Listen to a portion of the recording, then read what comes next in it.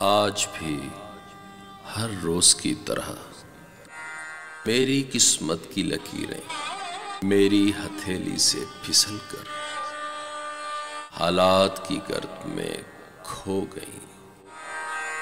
फाल निकालने वाले तोते ने दिल की लकीर ढूंढ कर मशवरे के लिफाफे में बंद करके मुझे थमाते हुए कहा, तुम्हारे दिल में जो सुराख है इस लकीर से भर दो।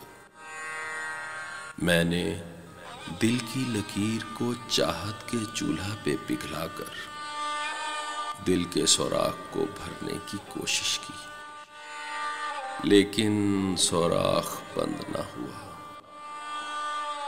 हर रोज की तरह तुम आज भी दिल के सुराख से फिसल कर मेरी हथेली पर बदगुमानी के निश्तर से किस्मत की लकीर को खुरच रही हो।